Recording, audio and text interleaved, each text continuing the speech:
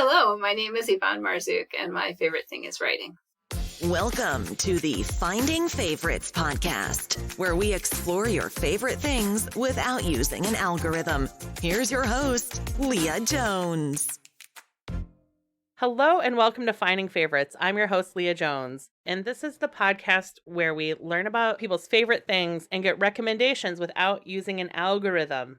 It's my favorite time of the year, and that time of year is paperback books and repeat guests. And I'm so excited to have the author of The Prophetess, Evonne Marzouk, back on the podcast. Evonne, how are you doing?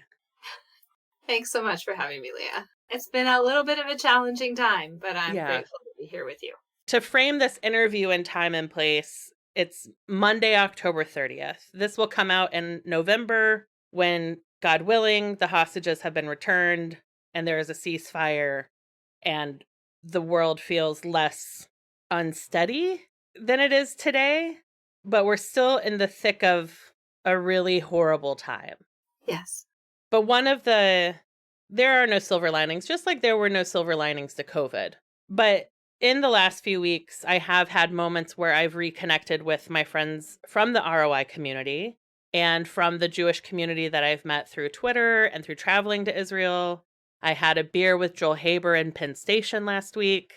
I don't know if you know him, but he landed from Israel. I was leaving New York. We met up in Penn Station. I ran into the rapper Kosha Dills, Rami, at the New York Bagel Festival, which I knew I would run into someone I knew. And if I'd thought about it for even a second, I knew it would have been Kosha Dills. So it's really meaningful to get to sit down with you tonight because you are one of the people I met on my second trip to Israel, but like my first ROI experience. Yeah, I really continue to feel like those ROI experiences are just such special kind of snapshots in time for me in terms of the extraordinary people that I met and the incredible experiences. And I'm so happy to get to be with you. I feel I can definitely count you as one of the people I'm super grateful to have met through that process. So since the last time we met, or the last time we podcasted together, The Prophetess is now, I'm putting the accent on the wrong syllable, aren't I? How do you say it? I would say The Prophetess. Okay. You did an unboxing recently of the ARCs, the review copies of your paperback. So tell me about the timeline to the paperback coming out or anything that might be different about this edition or exciting things that you have planned to celebrate the launch. Yeah, so just to kind of, for those who may not have heard the original podcast, I'll just refresh your memory. The Prophetess is a story of a 17-year-old girl who's unexpectedly called to join the secret community of Jewish prophets. A girl who is just a kind of regular American teenager who all of a sudden starts having visions. And fundamentally, it's a story about what happens when there's a calling that comes to you that feels bigger than you. And how do you grow into a calling that feels like, this isn't me, how could I possibly do this? And how could I actually become the person that I'm called to be? And I tend to call that, and in the book, it's all about growing into your gifts. She is a person with enormous gifts and needs to grow into them. And I like to say that, I really believe that everyone has gifts that they're growing into and that we all still have gifts to grow into no matter what we've achieved so far in our lives. Like part of being alive is that there's still something we're growing into. And how can we maximize that to make a meaningful difference in the world? I think that's part of our Jewish journey. Yeah. But I think that it's definitely applicable to everyone. So that's what the story is about. And it came out in 2019, shortly before COVID, in October 2019.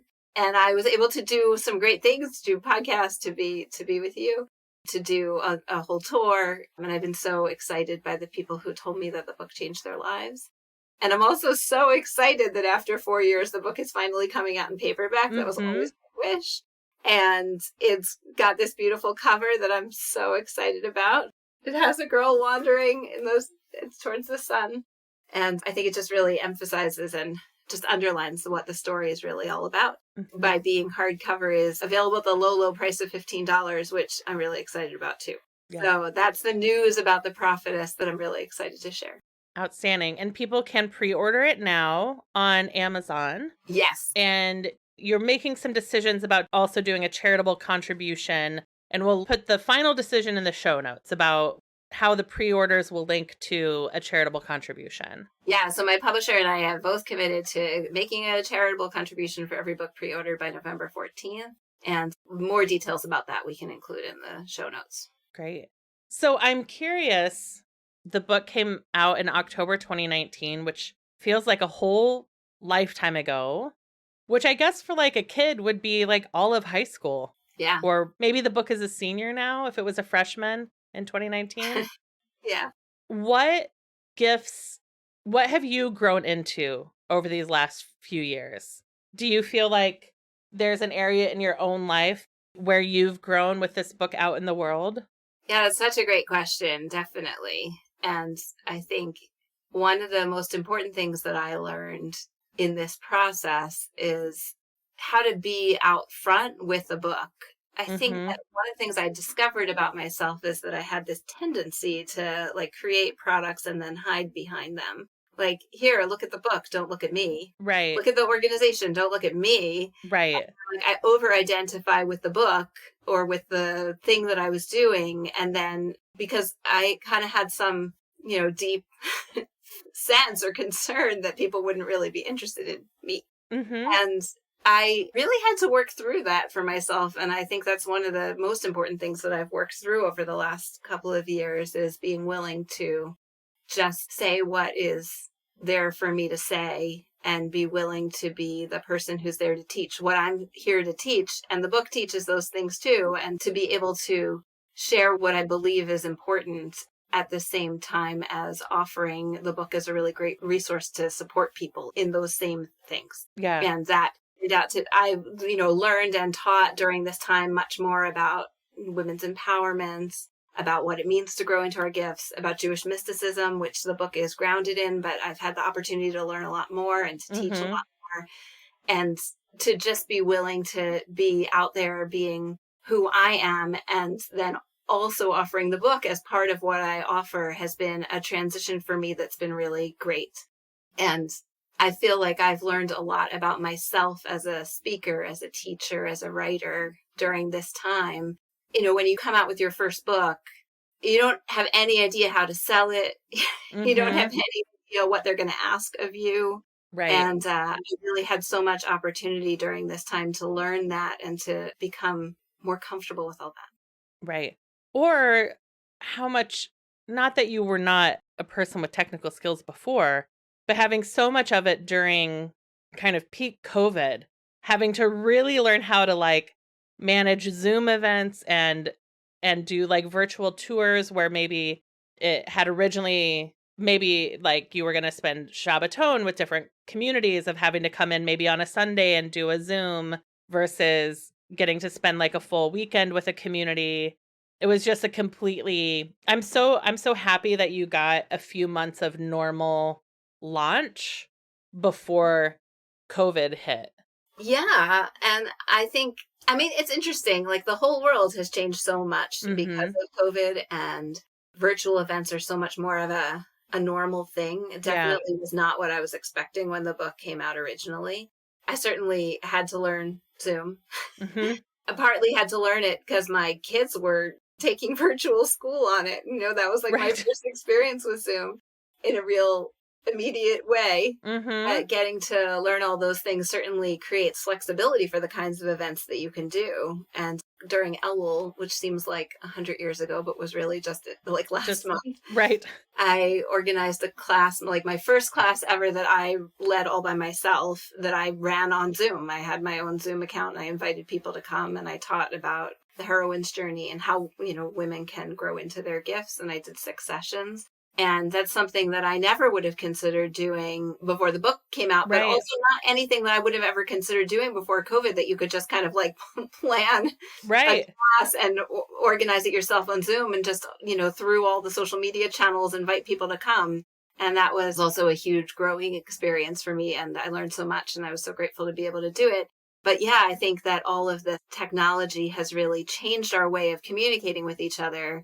And also I've learned that how much more meaningful it is when people are there in the room. And so like I just Yeah. did a little class where like I invited like a couple of people in my neighborhood to come in person, because it really does make a difference to have even Yeah, it one does. person in the room. It just changes the feeling, and it's just so much more, it just enriches the experience for me Yeah. and hopefully for them too.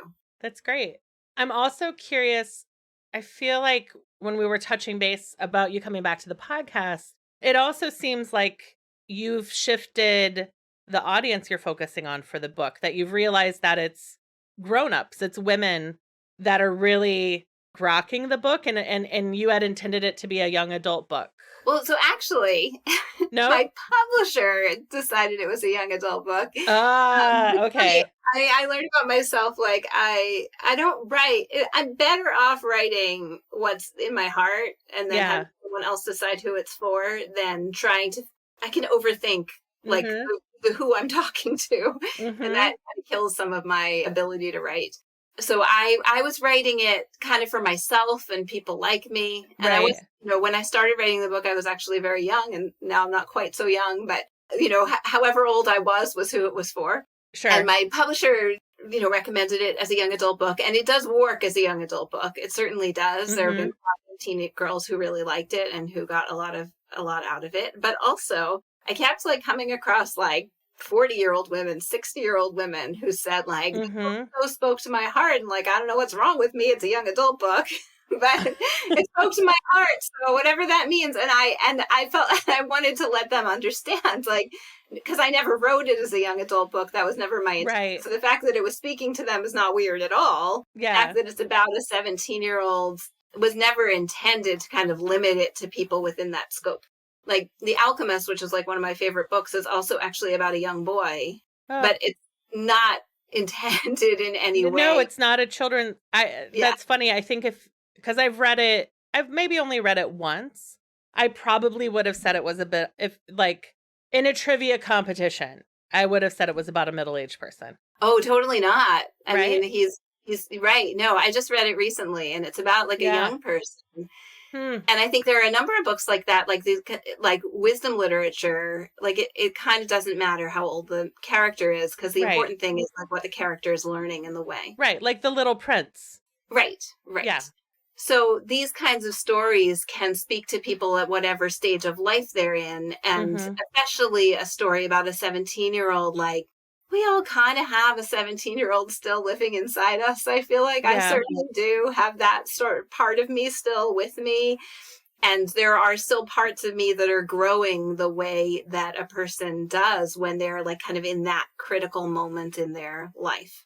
So I think I want to say that it's still appropriate for young adults, but I think in this new launch, we're looking to let especially women know that this book is intended for them too, that if it speaks to them, that they don't think that they're, necessarily reading young adult books, but they like these kinds of magical realism journeys, inspirational fiction kind of thing. They might really love this story. Yeah. Outstanding. So it'll ship on November 14th. People can pre-order on Amazon. They'll get this. It may be that this is kind of what it looks like when I look out my window right now, but I love the fall colors on the new cover. It's really stunning. Thank you. I didn't know this when, well, this is another thing that I learned.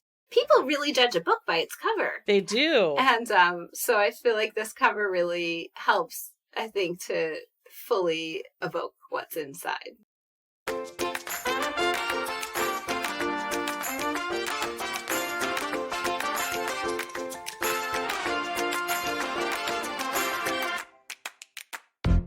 Well, Evonne, the paperback is what brings us back together today, but we're also here to talk about your favorite thing. One of your favorite things. Yes. So what is it we're going to chat about tonight? So I thought about it a lot, and I thought about all the things that I do and all the things I wish that I could do in my non-existent spare time. But the thing that is really my favorite is writing. Yeah. Writing in a way that, it's funny, when you've written for as long as I have, like when you write something, people are like, "Oh, you're a good writer," and it's a nice compliment. But I actually am now. I don't.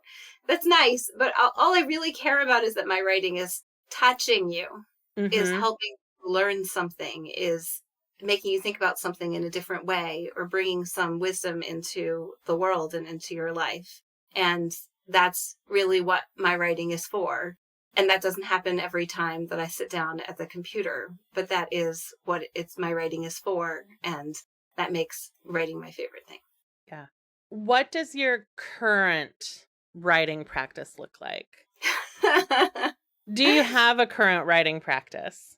Do you aspire to have a writing practice? It's like maybe my current writing practice is that there's something that I know I need to write, and I put it off until like the very, very last possible minute. Yeah. And I do everything else first, and then I force myself to sit down and write it. And then it's, feels like it's not coming together, and that's frustrating. And then all of a sudden I have this sudden realization of how to make it work. And then I try and get it published. Mm-hmm. And I've been doing that a lot recently in relationship to this situation with Israel. Yeah. And I had an article recently published in the Jewish News Syndicate called "What Sending My Son to Israel Has Taught Me About Love." That was maybe an example of the kind of story that I had to step away from and step back to and had to put off. And it's funny how I think that many writers experience that, writing is the thing that you put off. Mm-hmm. And yet when you finally do it and you finally figure out how to tell a story that you want to tell, it's such a beautiful experience. Yeah, I was definitely at 4:30 on Friday, still getting edits for a Devar I was giving at 6:30. I feel like maybe writers are always in the category of procrastinators. Right. Maybe those things come together. Deadlines are great editors. The key is getting the editors to be able to work with you at that late hour. I'm impressed that you were able to do Well, I mean, editor/best friend, helped. Sure. He typed out an email and then he called me to make sure the email landed well. That's a good editor. Yeah, it's a really good editor. Because the Prophetess you worked on off and on over the course of 15 to 20 years, right? From grad school or undergrad?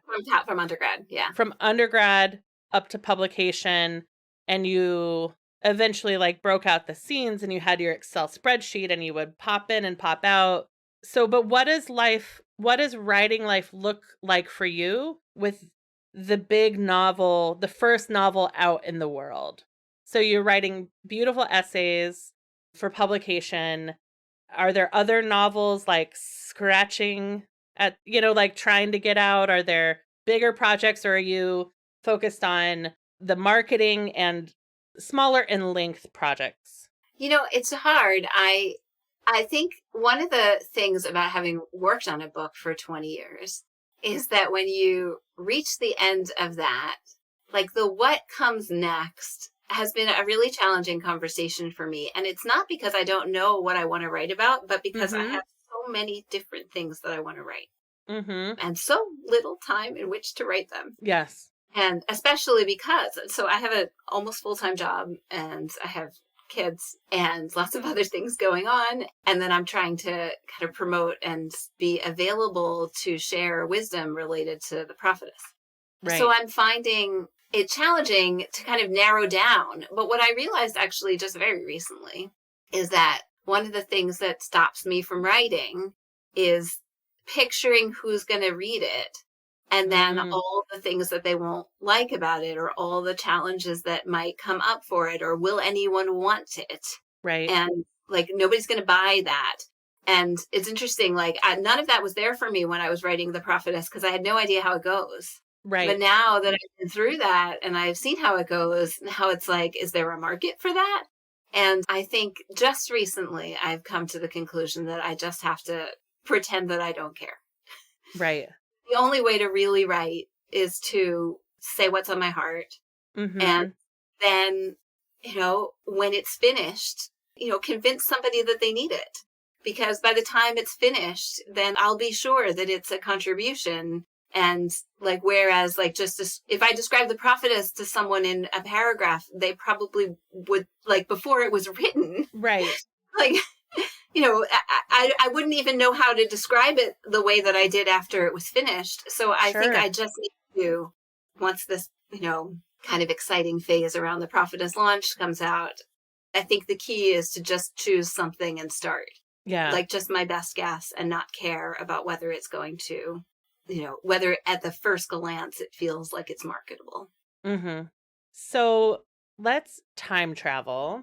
When you think back in your life as a writer, do you remember your first story? Like, when did you say, I'm a writer? Like, this is what I love to do. A first poem or a first story in elementary school that, yeah, you're nodding your head. I'm going to stop asking. So I was in first grade. I had a haiku that was published in the school newsletter. Okay. And that was very exciting. And actually my dad, I think, cut it out and put it in a little frame on my desk. This little haiku to kind of remind me that I was a writer.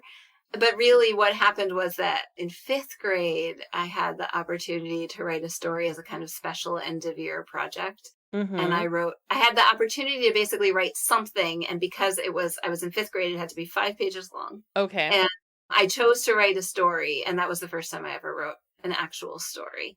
And I wrote it on notebook paper, like college ruled notebook paper. And I wrote it in my little fifth grade handwriting. Mm-hmm. And I kind of poured my heart out into this story. I cannot remember what it's about. I think there were twins involved. I was a big fan of Sweet Valley High. Yeah. Or I guess it was probably even Sweet Valley Twins that I was reading at the time. And when I shared it with the teacher who was kind of my advisor for this project, she wrote, her name was Joan Cohen, and she was the kind of teacher that everyone should have. Yeah. And she wrote in the margins, Judy Blume, look out.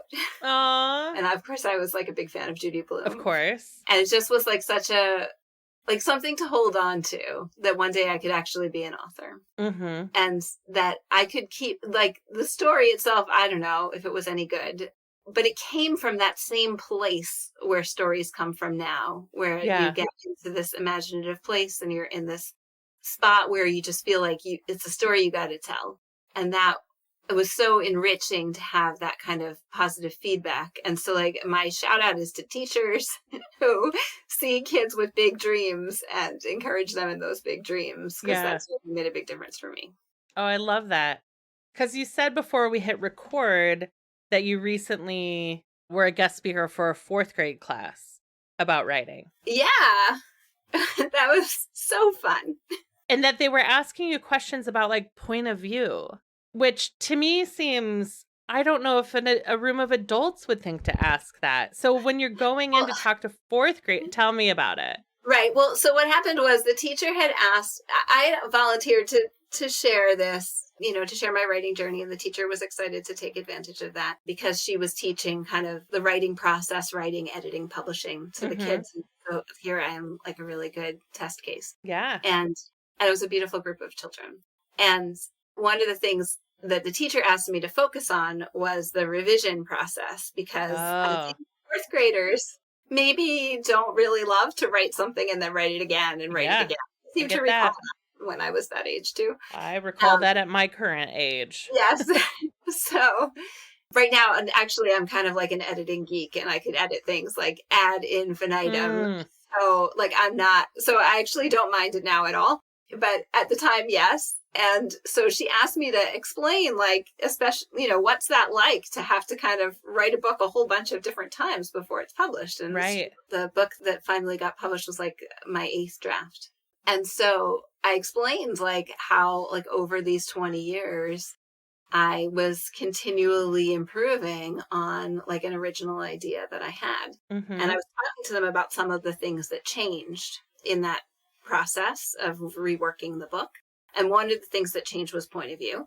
And the kids actually had been learning about that, I think, in 3rd and 4th grade. Mm-hmm. Not necessarily mastered the concept, but it was a great opportunity to talk it through with them to help them kind of remember first person and third person.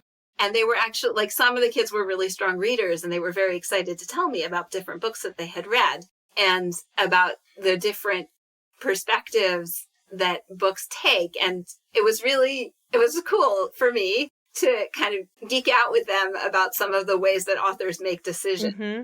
One of the kids said to me, "Oh, I just read this book that had, like, it was in first person, but it kept switching back and forth from different points of view. Like, so one character's first person and then another character's." Mm-hmm. And that moment for me was like a moment where I was like, wow, I love this. It was so exciting to be engaging with them and helping them understand. And I said, like, can you understand what kind of problem the writer was solving by choosing to do it that way? Mm-hmm. And I think people don't always think about that. But, you know, when you are choosing a point of view, you're solving a problem. You have to decide, like, to what extent do I want to be very close to the character, like so close that you're kind of inside their head?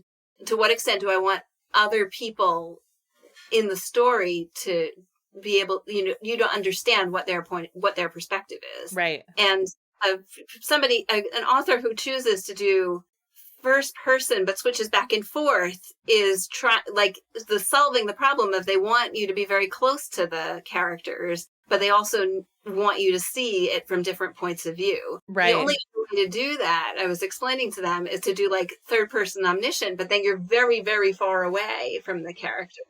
So it's just lovely to be able to talk to people about how books are constructed and why authors make decisions that they do based on some of the things that I've learned. Do you remember any of the books that they said that they're like, what are fourth graders reading today? Do you remember any of the titles? I mean, they talked about Harry Potter. Sure. Harry, of course, came up. No, I mean, I think that was the one that I remember the best. I think, like, I happen to have a fourth grader who is an avid reader, and I couldn't even name for you the number of books because they just sort of fly through these short little books. Yep. All right. So you did a 5-pager about twins. Yeah. And then did you in high school go the journalism route? Like, did the yearbook or the school newspaper get you, or did you write? Were you doing creative writing? Like, kind of what was your writer's path? Yeah, I was always doing creative writing. And real life is boring and very upsetting. Like, speaking right now, real life is really upsetting. Yeah. So, no, when I was in high school, I was part of like a creative writing club. Mm-hmm. I wrote like really dramatic, like short fiction and like poems and stuff. And from there was a literary magazine in my high school, and I like was actively participating in that process, and eventually the editor of the literary magazine. There were some really good things written in that. Like, I mean, I remember I had like a quote book, and I was keeping quotes of all different kinds, and I wrote some of the, like, there was a poem that someone wrote in the literary magazine that I liked enough that I copied it into my quote book because I thought it was so cool. I think that teens, like, their writing, it's not always polished, but it's so straight from the heart. I got the chance to like be a little bit involved in the J Girls writing project and to like review their collection of, they had like a collection of all the different writings from a bunch of the teens who were part of that. And I just was so touched by the way that those girls like just brought forth their heart and like really shared what it's like for them. I think that there's so much power in that kind of thing. Yeah. Nice. And then off to college, where we know this is where the Prophetess begins. But what in college did you stayed on the creative writing literary journal path, or? I did. I mean, I majored in writing in college with a concentration in fiction. Wow. And I ended up later picking up a minor in religious studies because I'm also a geek for religious studies. Mm-hmm. But, I wanted to write fiction. And I think that it was often said to me that was not a marketable career path. And, as I got a little bit older, I ended up taking classes in science writing and other kinds of things. Mm-hmm. I was at Johns Hopkins, and they didn't actually have a strong journalism program, so I was never really part of that. But I went to I did like an internship in the School of Public Health and like kind of worked on their newsletters and stuff like that. And started to kind of understand ways that writing can be used professionally. And for anyone out there who is like considering a career in writing, I would like to convey that one can have a very good career in writing in an area that you want to make a difference. I think it was told to me that wasn't so true, but all the way through my career, I found that people are looking for good writers. Yeah, it turns out that you need good writers to have clear communication. Right. That a good writer, a strong writer, isn't someone who only speaks at the highest levels with like only the longest words. A strong writer can communicate clearly at any level, and it takes a strong writer to interpret challenging, complex scientific ideas to the layperson. Yeah, I mean, I often think of myself, especially in my job, as a kind of translator, that you have to be able to understand complex information, but you have to be able to convey it in a way that people can understand if they're not an expert. And I think that that's a really important function, kind of like not fully understood how incredibly important that is in our world right now. Yeah. So, yeah. So anyway, at Hopkins, I was still doing writing and fiction. And that's how, and I did a independent study, and it was in that independent study with my advisor at the time, Stephen Dixon. He was like also an incredible writer in his own right. He just passed away recently. But also I had, I think, a TA that I was working with, and I was working on this novel then. It's amazing. And we talked about it on your first visit, because you came back. Like, The Prophetess was a manuscript you continued to return to, but wasn't something you worked on daily for 20 years. So your career gets going, you're writing it, you have responsibilities at work for writing. Did you have personal writing projects of your own? Or did, work and family life squeeze that out for a time? Or have you've always been a writer? At some point, there was this ad. I think it was maybe a Nike ad.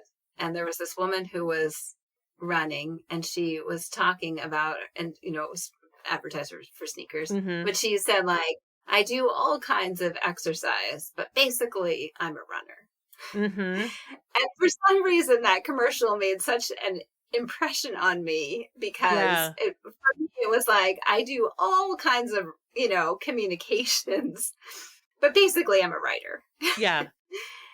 I think I've found that everywhere, it's been the common theme of my life, in my career, in nonprofit organizations. I started in organizations, that taught about what Jewish tradition says about protecting the environment. And if you looked at the set of materials that were created as a result of that, all of that study on what Jewish tradition says about the environment, like, it's all writing products.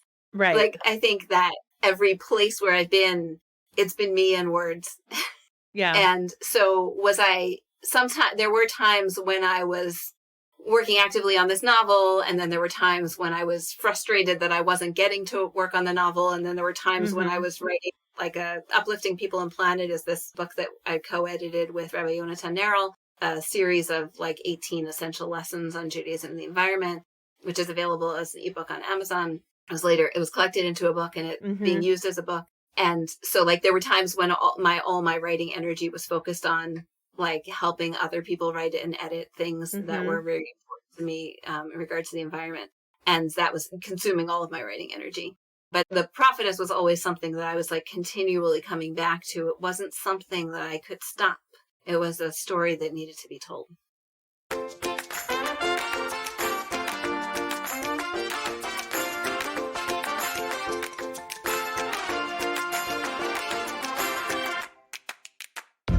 When you're in the zone, when the deadline has spoken to you and you get in the zone, what does it look like for you? Are you like put one song on repeat while you write? Do you need total silence? Do you light a candle? Do you lock the door? Like, I guess what I'm asking is, what do you need from your physical environment to stay locked in on the word?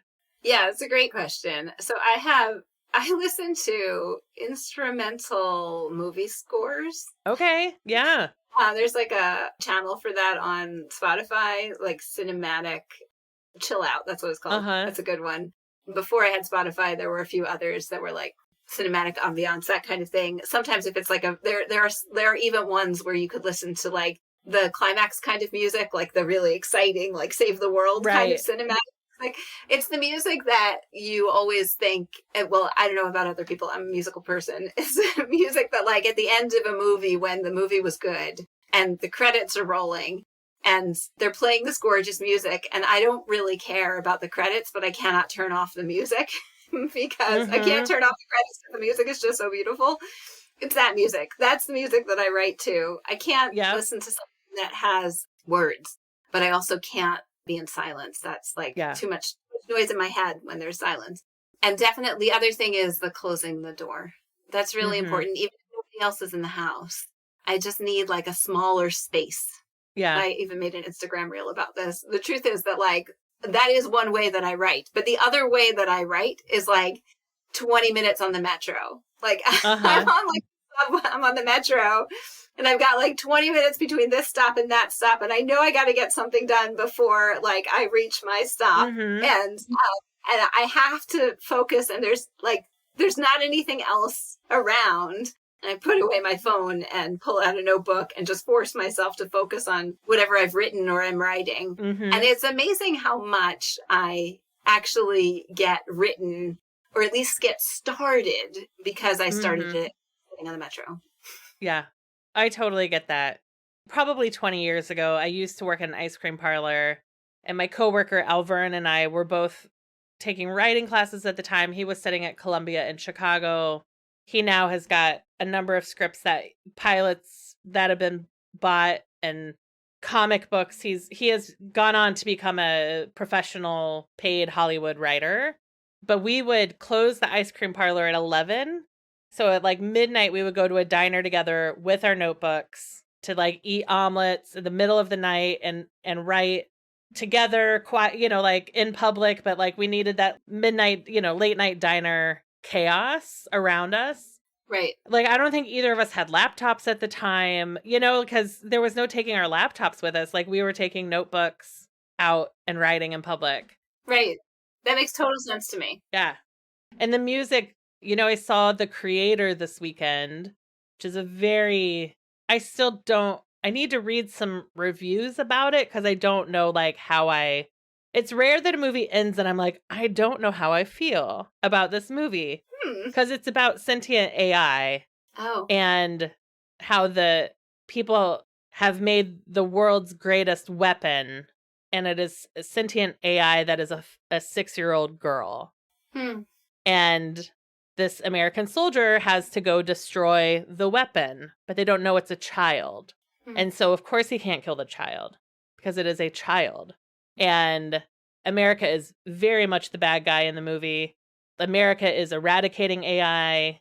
Asian countries are building AI and trying to live in peace with AI. And it's a global war. And it's I went with a friend who is also Jewish, and we left saying, how would we have felt about that movie if we had seen it on October 6th? It's really intense. But we're watching the credits, and then up pops the credit that the music was by Hans Zimmer. And I was like, oh, that explains it. Right. Like, it was such a beautiful score and so familiar, but I didn't know any of it, but it was familiar and it was beautiful. And I was like, of course it was Hans Zimmer, like one of our great modern composers of instrumental soundtracks. Yeah. I mean, I think about this sometimes, about how, like, where did classical music go? Because classical music used to be like this, such a high art. And like, it's not like the art went away. It's just that like that art seems to mostly be used in service of movie scores now, in the same way that I think poems have mostly, people are still writing poems, of course, but much of poetry has found its way into children's books.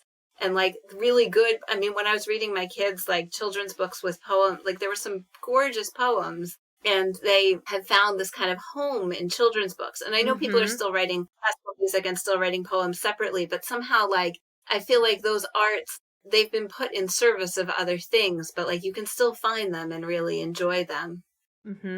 Yeah, I worked with, when I did social media coaching, my very first client was a classical musician who did soundtracks. But you're right. It is a lot of that in the, like, if you're going to make a living as a, even as a classical musician, not a composer, some of that's going to happen like in those sessions, being a session musician or a studio musician. Yeah. So anyway, I think that those soundtracks are underappreciated, and I'm super glad that Spotify makes them available to me to just listen to. Yeah. Yeah. Oh, yeah. In high school, I had the tape for the piano, and I just listened to that constantly because that was dramatic and just almost just piano music. Yeah. I think. I don't know. I haven't listened to it in years. So you do longhand on the Metro and computer in your office, I assume? Yeah. As much as possible, I type. I mean, I can't really functionally do that on the Metro, but as much as possible, I type. It's just a lot faster. Yeah. And I mean, if you're like, Leah, enough, too nitty gritty. But then when you're editing a project, are you saving new versions? Are you doing track changes? Are you printing and editing on a printout and then typing it in and saving a new version? Because you said you love to revise. Yeah. But what is like the practical, what's the talk list of your revision look like?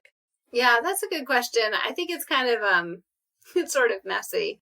I think mostly I am just writing over what I already wrote and not tracking unless there's some reason that I have to show it to someone else. Because mostly when I'm revising, I am fixing something that doesn't feel right. And so like it doesn't sound right, or it just doesn't feel like it's clear enough. And so as I'm fixing it, I'm just making it better, and there would be no need to save what was there before. Okay. But I do, like, if I'm doing a really major revision, I sometimes save an extra copy. And something that I often do is, like, when I'm working on something, like, if I remove, like, a couple of paragraphs, I'll kind of put them at the end, or I'll, like, save them into a notepad or something just so that I have them in case you make, like, a little purgatory at the end of extra paragraphs. Well, I mean, the truth is, like, I'm working on an article right now, and like the thing that was kind of like this ending isn't working ended up being the beginning. And so I actually did realize that, like, oh, like that actually could be really useful, just not where I thought it went. And so it's true that, like, I keep like a kind of a little reserve of, things that I worked on, but they're just not working where they are, because sometimes I think sometimes editing really is like a jigsaw puzzle. Like there's like all these pieces, and like I kind of feel like they fit. I know they all belong in there, or at least most of them do, but I have to kind of figure out how they fit together. And sometimes a piece that feels like it didn't fit, like it's just that it didn't fit where it was and it needs to go somewhere else. Yeah. What haven't I asked you about writing that you wanted to make sure that you shared that you love about writing? I think it's like I said before, that really writing is communicating, and there's lots of different kinds of ways to communicate. And writing is this way of like educating, informing, touching people's hearts through words. And for me, that's very special. It's special that human beings can do that. That's like a gift that we have as human beings. We can actually really change the way someone thinks about something by writing it in a meaningful way. And it's actually a kind of dangerous gift these days. Yeah. The way that people tend to, there's like sharing of misinformation happens that same way.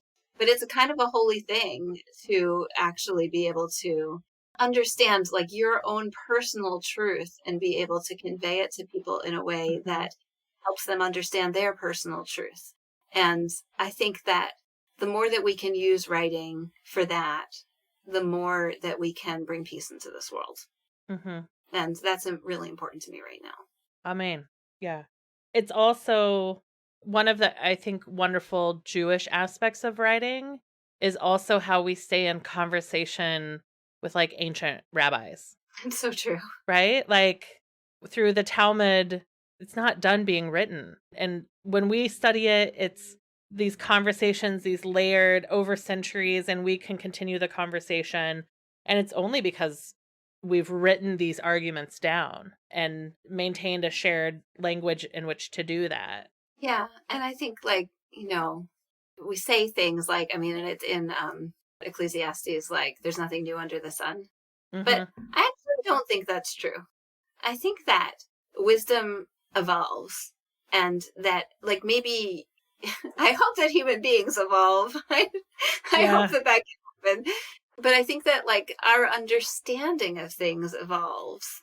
And I mean, I've done some studying of Jewish mysticism, and I really believe that like some of the things that we're meant to know are still coming to us, are still being kind of opened up for us. And like you can see that even technologically, that like all these new tools that didn't exist before are showing up in different ways. But I think that like wisdom also, not just technological wisdom, but like kind of heart knowing and people knowing and, dare I say, God knowing, are things that are still, there's still more for us to learn and understand about each other and about life. And I think that we have that opportunity to learn that and to share that with each other. And I think that now is a good time for that. Oh, that's beautiful. Thank you. So where can people find you online? It's always such a weird transition, but how can people find you and find the paperback of The Prophetess? I am at EvonneMarzouk.com. And I also have a Substack where I've been sharing and have really had a lot of fun, like sharing, you know, some of my process and some of my kind of less publishable but more intimate thoughts. Mm-hmm. And that's EvonneMarzouk.substack.com, easily findable. I'm on Instagram as Heroine Whisperer. And I also have a Facebook page with that same handle. And my book is on Amazon, Prophetess by Evonne Marzouk. Of course, you could find it by going to my website, but it should be easily searchable on Amazon. And you'll see there that there's a Kindle that's available now, and there's a hardcover that's available now, and the paperback is coming out on November 14th. And we set it up for November 14th, so it would be a great time for you to buy Hanukkah presents. Mm-hmm. And like we said, there will be a charitable donation made for every book bought by November 14th. So I really appreciate your support. Wonderful. Well, Evonne, thank you so much for joining me and coming back on Finding Favorites. Maybe the next time it'll be in person. Oh, that would be lovely. That would be lovely. Great. Maybe another time. Maybe the next time I'll have another book. Yeah. We'll see. Keep them coming. It's so lovely to talk to you always. Thank you for listening to Finding Favorites with Leah Jones. Please make sure to subscribe and drop us a 5-star review on iTunes. Now, go out and enjoy your favorite things.